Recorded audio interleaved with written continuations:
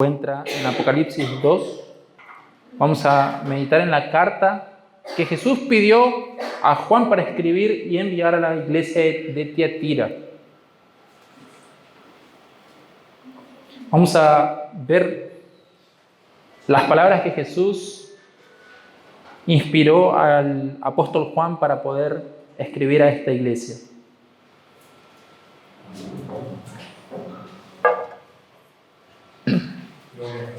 Amén. Dice así, vamos a leer del versículo 18 en adelante. Escriba al ángel de la iglesia de Tiatira.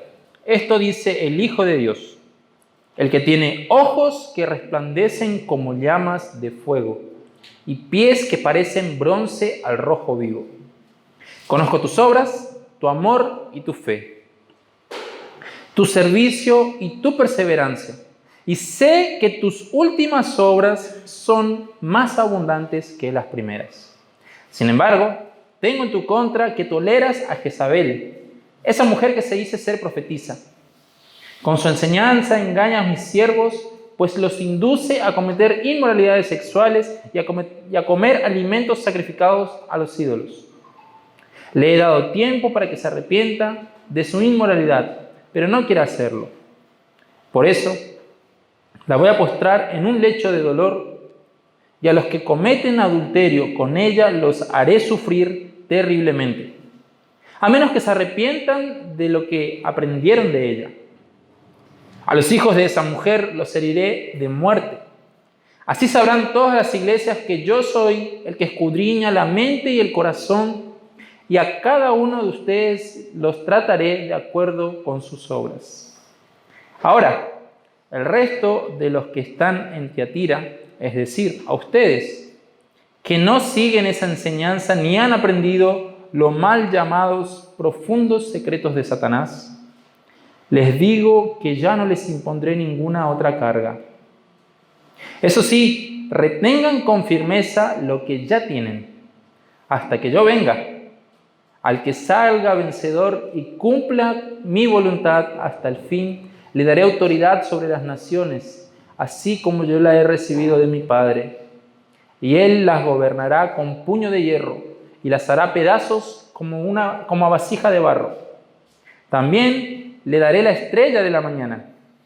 El que tenga oídos, que oiga lo que el Espíritu dice a las iglesias. Amén. Es interesante porque estamos acompañándonos esta serie donde meditamos en estas cartas que el apóstol Juan escribió, inspirado por Jesús, el propio Jesús, para mandar a las iglesias con mensajes específicos. Y la iglesia que estaba en Tiatira, nosotros vamos a ver en comparación a las demás, por ejemplo, las que ya han pasado, como Éfeso, que fue una de las ciudades importantes de la provincia de Asia. Tiatira en realidad no era una de las ciudades más importantes de aquella provincia. En realidad era muy insignificante, a tal punto de que muy pocos historiadores o muy pocos escritores antiguos escribieron acerca de esta ciudad, porque no tenía relevancia ni política ni religiosa. Era más que nada una ciudad que para el Imperio Romano servía porque estaba en una ruta importante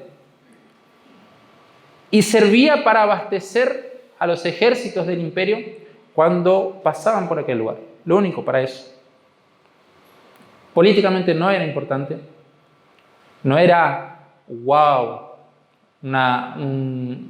digamos así, un gran centro urbano de renombre, pero era una ciudad donde estaba la iglesia de Cristo. Y es interesante porque, aunque la ciudad no era tan importante, nosotros vamos a ver que de entre todas las cartas que Jesús inspira a Juan para escribir, la carta a Tiatira es la más grande. Es la que más dedicó para escribir. Entonces, es interesante porque ahí podemos sacar muchas enseñanzas, hermanos. Y yo quiero que podamos reflexionar en esta iglesia, poder aprender acerca de Cristo y lo importante que nosotros como cristianos tenemos que tener en cuenta para llevar una vida o verdades que guíen nuestra vida de santidad y nuestra relación de santidad con Cristo. En esta ciudad de Tiatira no aparece muchas veces en el Nuevo Testamento, solo aparece acá y aparece allá en el libro de los Hechos con una mujer. Sí, a ver, ¿quién se acuerda el nombre de la mujer? Lidia. Era una mujer que era de Tiatira. Ella fue alcanzada por el Evangelio en la ciudad de Filipos, pero ella era procedente de aquel lugar. Y la profesión de Lidia era una mujer que comerciaba, que trabajaba con telas de púrpura. Y en esta ciudad había, digamos así, ¿no?, muchos grupos o muchas profesiones en cuanto a lo textil. Muchos tejedores, muchas personas que trabajaban tiñendo telas, muchos que trabajaban comerciando. Podríamos decir, había muchos gremios que formaban esta ciudad. Por eso que la ciudad se tornó más que nada un gran centro comercial. No tenía una relevancia política, pero sí llegó a ser un gran centro comercial. Y esa influencia de los gremios, de los grupos que existían en ese lugar, era uno de los problemas que la iglesia tenía que enfrentar. ¿Por qué? Porque cada uno de esos grupos, cada uno de esos trabajos, por ejemplo, los que comerciaban con la tela, aquellos que teñían la tela, aquellos que tejían las prendas con púrpura, cada uno, al formar su grupo, cada uno tenía un dios patrono de ese grupo. Y ellos se reunían y hacían fiestas de los gremios, fiestas de los grupos, y eran fiestas en adoración a esos dioses. Ellos ofrecían los alimentos a esos dioses, ellos se reunían, y todas esas reuniones al final terminaban en orgías. Ahora vamos a entender un poquito por qué la carta a Tiatira habla un poco sobre eso. Porque esa era la realidad de la ciudad. Todos esos grupos, cada uno reuniéndose con el fin de honrar, de adorar a sus dioses. Y la iglesia estaba en medio de eso. Y para poder comerciar, para poder vivir, era necesario comerciar con ellos, o ser parte de esos gremios, o ser parte de esa comunidad. Y ahí está el tema. La iglesia no tenía que caer en esa trampa. Ahí está la dificultad que la iglesia de Tiatira enfrentaba. Tener que evitar involucrarse con esa sociedad a tal punto de permanecer fieles, firmes a su relación y su compromiso con Cristo. Ser diferentes en medio de un mundo contaminado, una sociedad contaminada, una sociedad que llevaba o incitaba a las personas a corromperse. Y esa era la sociedad donde estaba la iglesia de Tiatira. Y volviendo a esto, hermano, nosotros vamos a ver con este texto algunas verdades que guían nuestra vida de santidad en relación a Cristo, nuestra relación de santidad con Cristo. Y para poder nosotros entender la primera verdad, ahí yo pido que me acompañe nuevamente al texto. Es que hay una gran necesidad, hermanos, hay una gran necesidad de una revelación clara de quién es Jesús, para poder entender o para que nuestra vida de santificación, de santidad con Cristo pueda crecer y pueda continuar bien. Es necesario tener una revelación clara de quién es Jesús. Y eso se hace claro en el texto. Por ejemplo, la carta comienza así. Jesús ya comienza mostrando quién es Él como Hijo de Dios, mostrando que Él es Dios, que Él es el Hijo de Dios, alguien igual a Dios. Esto dice Él, Hijo de Dios. Él ya comienza diciendo, yo soy Dios, yo soy el Hijo de Dios. Yo soy aquel que va a hablar con ustedes. Y ahí Él comienza a presentarse, Él comienza a revelarse a su iglesia de una manera especial. Y Él dice así, el que tiene ojos que resplandecen como fuego, como llamas de fuego. Es interesante que Jesús es aquel que conoce profundamente a su iglesia. Desde el principio de la epístola, de la carta a Apocalipsis, digamos así, es un momento donde Juan revela a Jesús con símbolos, algunos símbolos. Y uno de esos símbolos es con ojos como llamas de fuego. Y la interpretación de ese texto, de ese ejemplo, de ese símbolo que Jesús usa es aquel que puede ver todo, aquel del cual de la mirada de él, no se puede esconder nada. Por eso es que Cristo es aquel que conoce profundamente a su iglesia. Nosotros podemos ver eso. Jesús ya desde el principio, en Apocalipsis, él comienza diciendo, en el primer capítulo, el versículo 13, él comienza diciendo, yo soy aquel que está en medio de los candelabros de oro. Después el texto sigue, ¿no? En el capítulo 2 dice, yo soy aquel que está caminando en medio de esos candelabros de oro. No solamente Jesús está en medio, sino que Él está andando en medio de los candelabros de oro. Y no solamente eso, Él dice así, yo conozco tus obras. Jesús es aquel que conoce sus obras, las obras de la iglesia. En el capítulo 2, versículo 2 vemos eso. Dice, conozco tus obras, tu trabajo, tu perseverancia. Él dice además que Él conoce el sufrimiento de la iglesia. Capítulo 2, versículo 9 dice, sí, yo conozco tu sufrimiento, yo conozco lo que estás pasando. Jesús revela que realmente Él conoce cómo está pasando en lo más íntimo su iglesia. Él dice, yo sé dónde vives. Versículo 13. Y llegando a este versículo 19, dice, yo conozco tu amor, tu fe, tu servicio, tu perseverancia. Jesús es aquel que conoce plenamente a la iglesia. Es aquel del cual no se puede ocultar nada. Por eso es que Él dice a la iglesia, yo soy aquel que tiene ojos como llamas de fuego, del cual la mirada puede escudriñar todo, conocer todo. No hay nada que se oculte. Y muchas de esas cosas, volviéndoles a la realidad de esa ciudad, muchas de esas reuniones que se hacían en adoración a esos falsos dioses, se hacían en secreto. Y Jesús dice, yo conozco hasta lo más íntimo, hasta lo más secreto. Yo soy aquel del cual no se puede ocultar nada.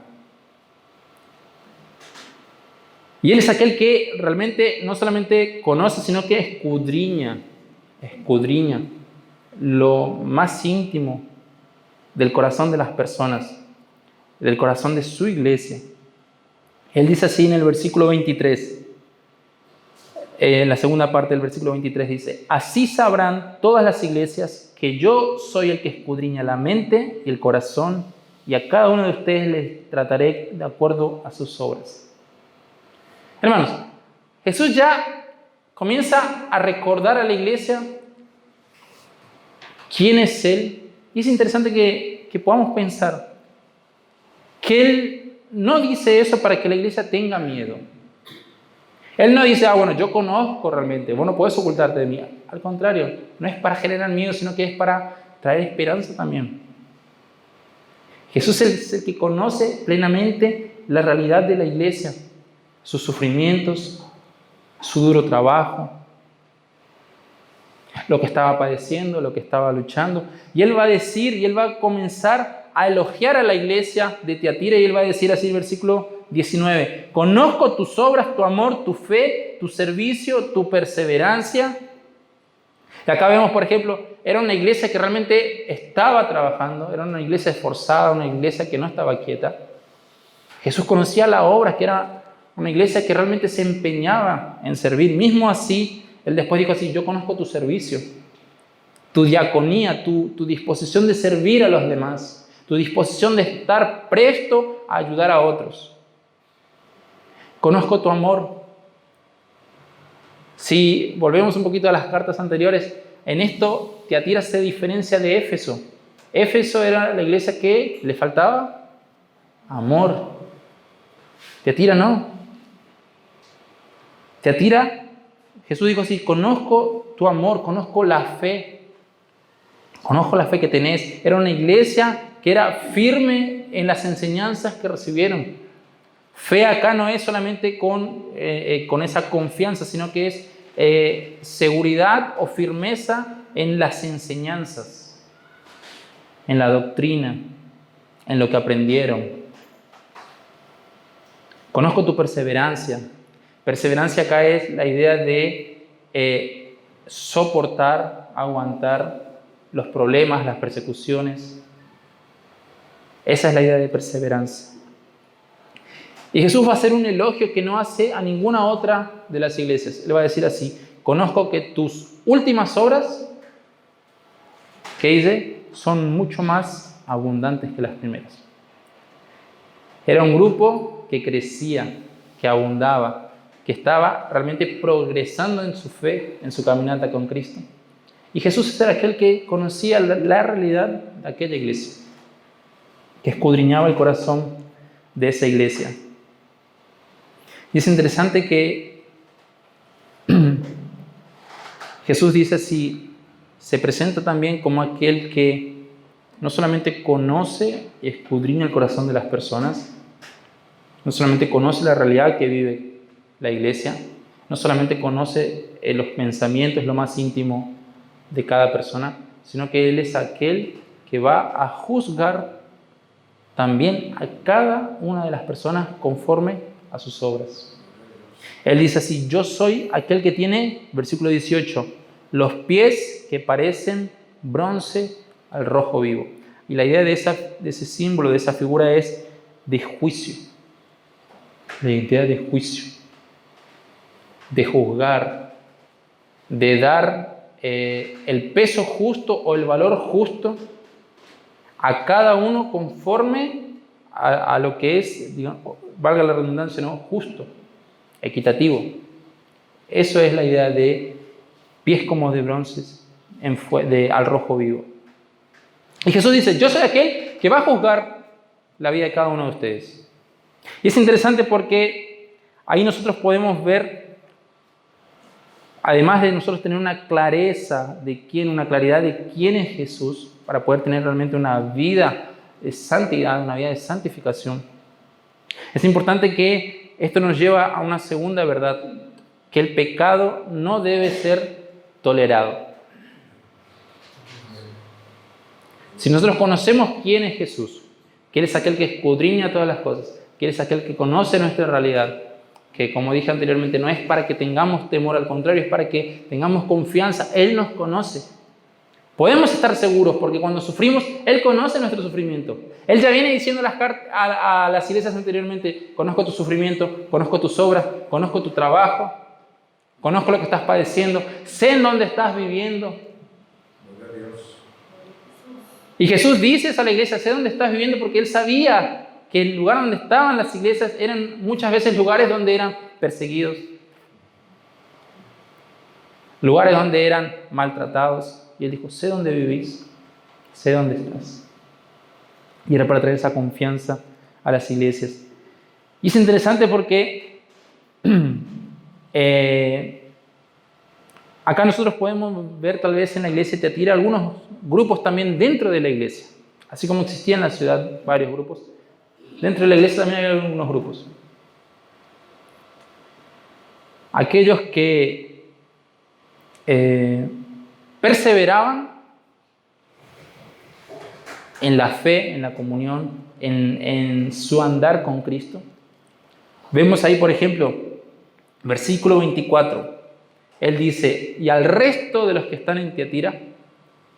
Si dice al resto de los que están en Tiatira, posiblemente él está hablando de otro grupo anteriormente. Al resto de los que están en Tiatira era aquel grupo que perseveraba, que confiaba en Él, que seguía un relacionamiento firme con Él. Había otro grupo que estaba siendo seducido por algunas falsas enseñanzas, que estaban dando oído, estaban tolerando el pecado. No estaban pecando, pero ellos estaban, digamos así, haciendo oídos sordos a las cosas, haciendo como si nada existía o como si nada estaba pasando, siendo omisos Y había un tercer grupo que no solamente daba oídos, sino que ellos estaban pecando, ellos practicaban, ellos ya eran inmorales y eran dentro de la iglesia.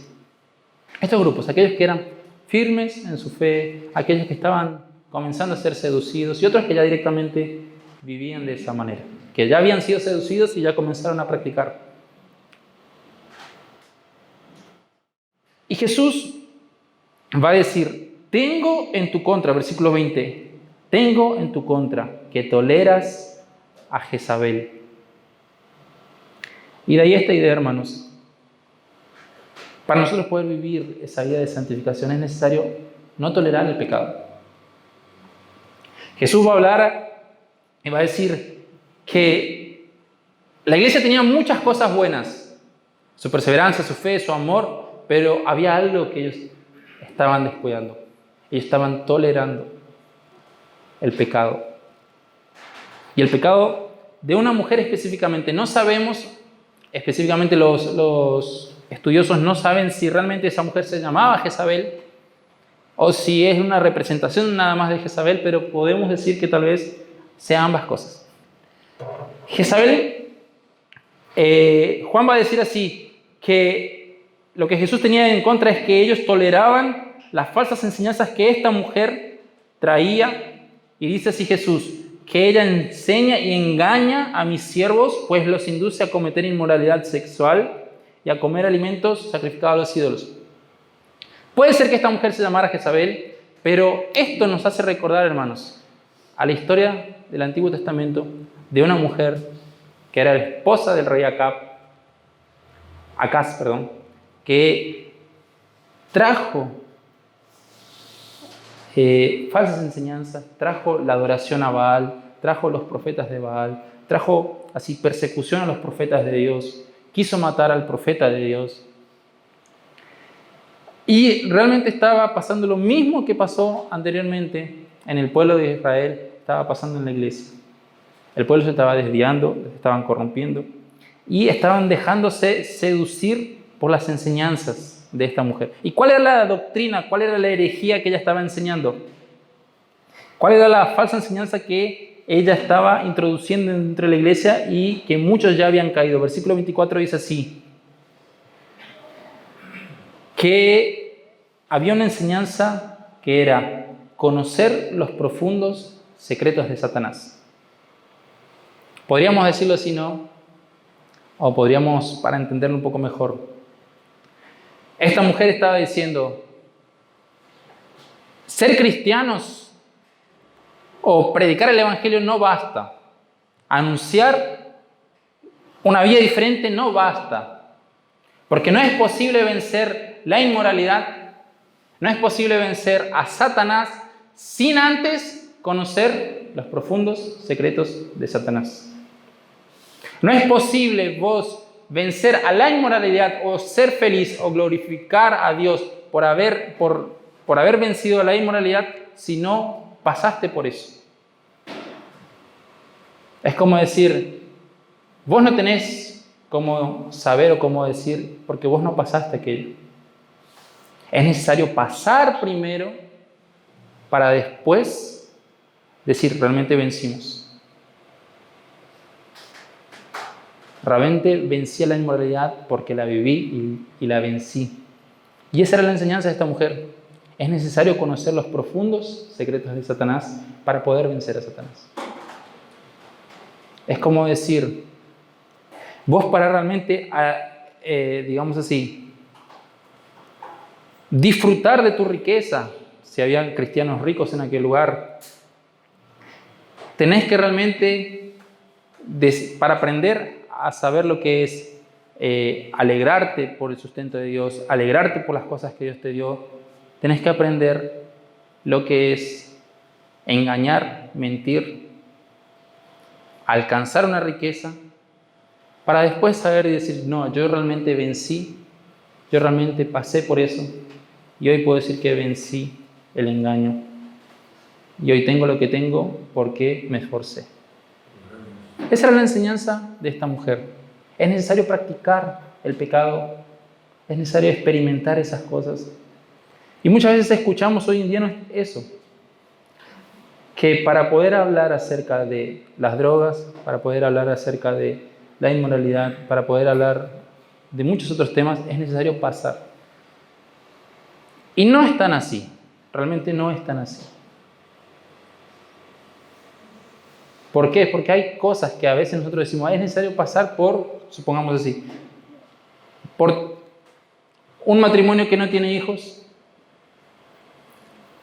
poder hablar bíblicamente de aquello que Dios dice acerca de la enseñanza, si bien es necesario tener algunas otras experiencias, pero en la Biblia nosotros tenemos enseñanzas acerca de cómo criar a hijos. Y muchas veces traemos eso, de decir, bueno, vos tenés que pasar por eso antes de enseñar a otros. Y no es necesario pasar por eso. Dios ya nos da enseñanzas acá. Lo mismo pasa con el pecado. No es necesario pasar por el pecado para poder hablar acerca de lo que realmente causa el pecado en la vida de las personas. No es necesario experimentar, como decía acá, los profundos secretos de Satanás para saber lo dañino que son para la iglesia. No es necesario. Y Jesús enseña que es necesario dejar de tolerar y confrontar el pecado. Pero es interesante, hermanos, que Jesús confronta el pecado de esta mujer, pero antes de confrontar y dar un juicio, Él da la oportunidad de arrepentimiento. Versículo 21, por favor, acompáñenme. El texto dice así, hablando de esta mujer, lo que ella hacía, engañando a los siervos de Dios, dice el versículo 21, le he dado tiempo para que se arrepienta de su inmoralidad. Hermanos, Dios es tan gracioso, gracioso no porque nos hace reír, sino porque nos da de su gracia, de su paciencia.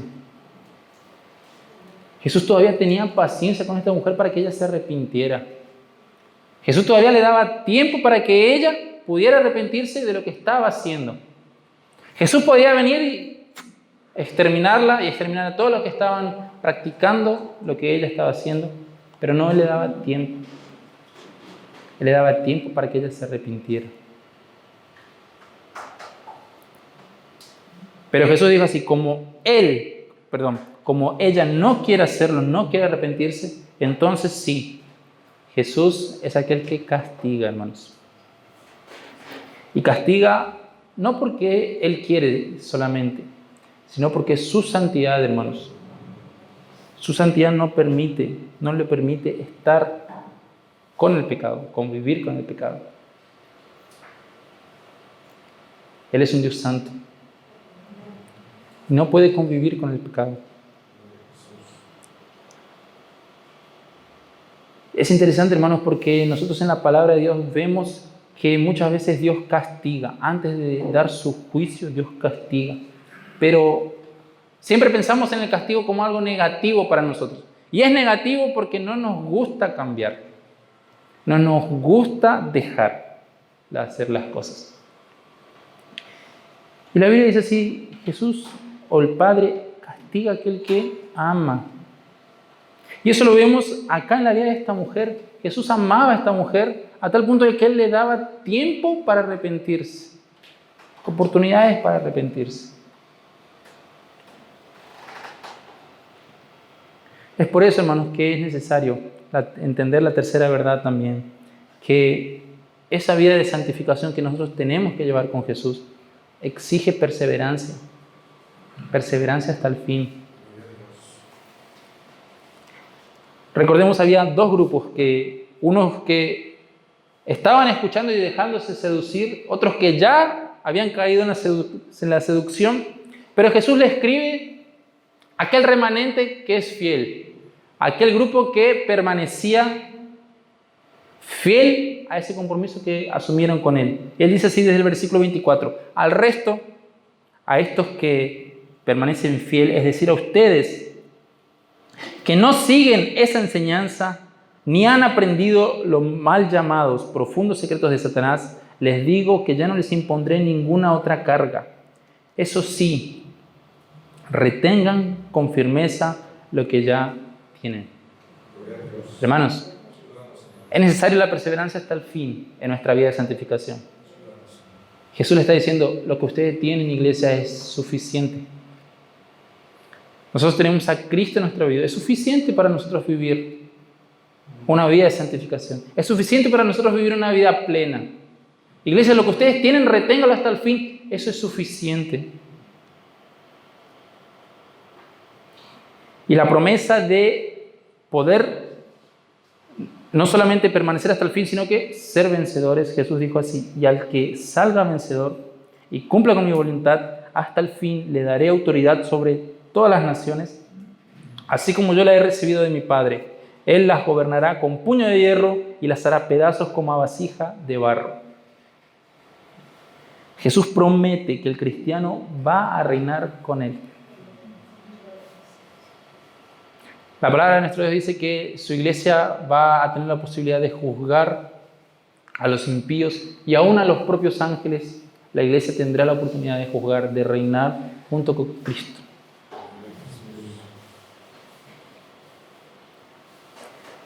Y aquellos cristianos que habían sido seducidos, aquellos cristianos que habían sido convencidos por ese engaño de decir, bueno, ustedes tienen que experimentar esas cosas para poder sobresalir, ustedes tienen que experimentar las cosas para poder comerciar, para poder tener una buena posición.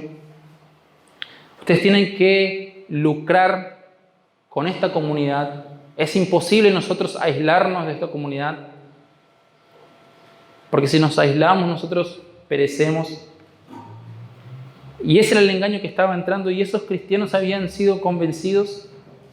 Y Jesús llega para su iglesia y dice así, versículo 28, también a los que vencieren le daré la estrella de la mañana.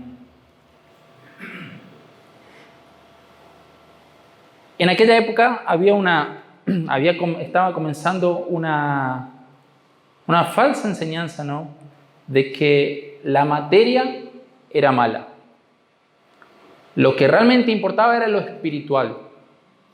Y no importaba lo que vos hicieras con tu cuerpo, que vos podías pecar, podías sumergirte en orgías, en lo que sea, que lo que importaba era lo espiritual. Y mientras más y más vos pecaras, más y más vos practicaras cosas que iban en contra de la voluntad de Dios, más vos te liberabas en tu espíritu. Esa era la filosofía de ese tiempo. Para llegar a la plenitud, a la libertad espiritual, era necesario que la carne muriera, que la carne pereciera, y no importara lo que hicieras con ella. Para encontrar esa libertad, para encontrar ese prestigio. Y Jesús dice así en este versículo, aquel que venciere, yo le daré a conocer o le daré la estrella de la mañana. La Biblia nos dice que la estrella de la mañana, hermanos, es una representación acerca de Jesús mismo. Jesús está diciendo a su iglesia, aquellos que vencieren, aquellos que buscan algo glorioso, disfrutar de gloria, van a conocer la verdadera gloria, que es la de Cristo, que es la estrella de la mañana. Es poder experimentar la gloria junto con Cristo. Los cristianos que vencieren, ellos podrán conocer plenamente a Jesús. Hermanos, pensando un poco hoy en nuestra realidad, iglesia del siglo XXI, estamos en una sociedad también donde hay mucha influencia, hay muchas cosas que tratan de apartar a la iglesia de Cristo. Si nosotros vemos las otras cartas, Satanás intentó apartar a la iglesia con ataques desde afuera, persecuciones, traer falsas enseñanzas,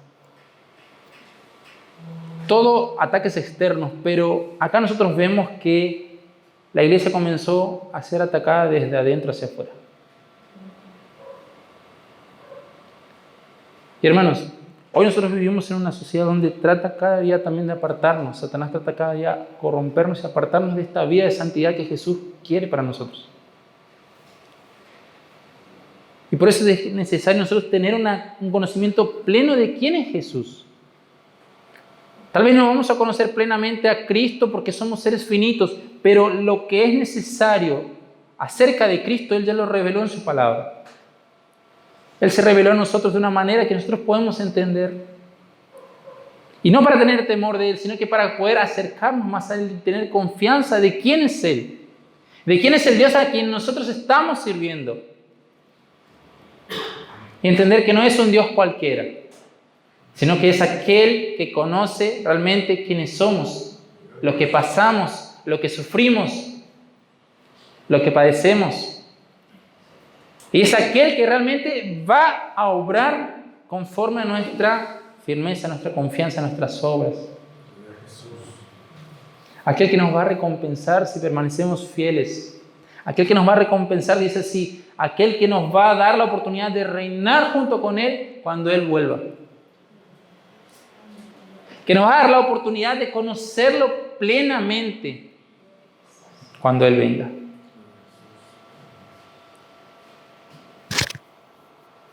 Y hermanos, recordar que muchas veces nosotros también en nuestras limitaciones podemos ser influenciados o estar escuchando cosas que van en contra de lo que Dios desea. Y entender que Dios también es un Dios misericordioso. Que un día Jesús va a dar su juicio sobre todo el mundo. Y la Biblia dice así, que el juicio mismo comienza por la propia casa de Dios. Pero Dios es un Dios tan misericordioso que aún nos da tiempo muchas veces de arrepentirnos de nuestros errores, de volvernos de nuestros errores. Y es interesante que el mismo autor que escribió esta carta a Tiatira, a la iglesia de Tiatira, es el mismo autor que escribió la carta de Primera de Juan, donde él dice así, si pecamos, tenemos un abogado justo delante del Padre. Si nos equivocamos, tenemos a alguien que está en nuestra defensa delante del Padre y nos da la oportunidad de nosotros volver y acercarnos, volver y estar junto con Él, porque Él desea de nosotros una vida de santidad.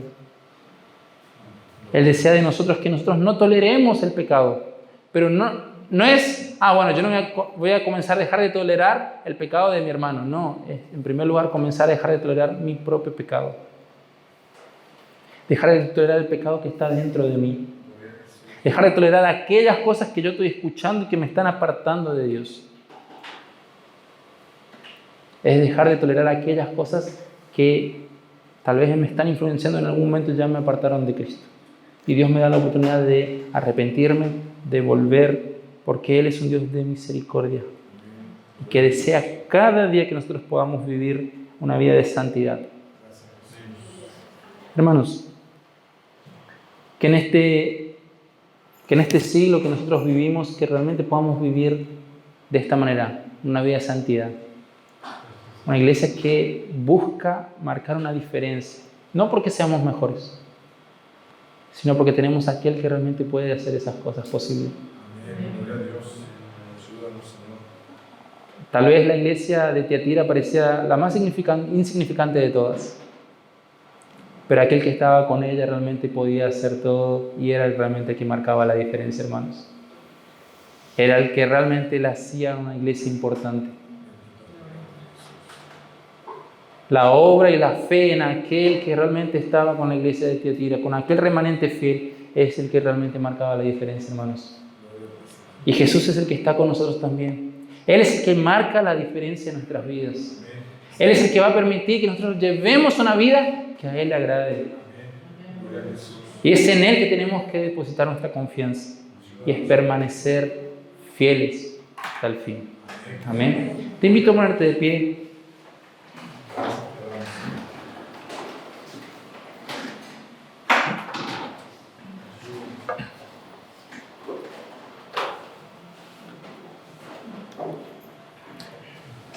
Hermanos, Jesús desea de vos que te acuerdes que Él está con vos. Que te acuerdes que Él es aquel que te conoce, que te acompaña. Que Jesús no es aquel que está solamente en el medio de su iglesia acá, sino que Él es aquel que se mueve con su iglesia. Que sabe dónde va su iglesia, que acompaña a su iglesia. Gracias a Dios nosotros tenemos la historia de Apocalipsis ya finalizada y decimos, sabemos el fin. Sabemos lo que nos espera si permanecemos fieles hasta el fin. Que el Señor nos dé la fuerza, con la ayuda de su Espíritu Santo, a ser tolerantes. Tolerantes cada día más con el error del otro, no con el pecado. Nosotros no estamos tolerando el pecado, pero entendemos que las personas son pecadoras como nosotros. Nosotros no somos los que juzgamos. Estamos caminando juntos. Pero Dios nos llama a no tolerar el pecado. En primer lugar, nuestro propio pecado. A amar a aquellos que están con nosotros. Y entender que Dios es un Dios de misericordia. Es un Dios que nos ayuda a poder caminar juntos. Es un Dios que cada día más y más desea de su iglesia una vida de santidad. Y como dice el autor de Hebreos, sin ella, sin la santidad, no podremos ver a nuestro Dios.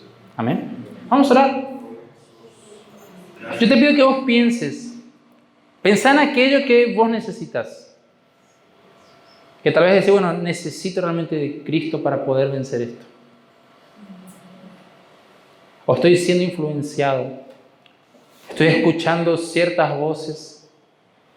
O estoy dejándome guiar por mis propios pensamientos, mis deseos, y me apartan de Dios.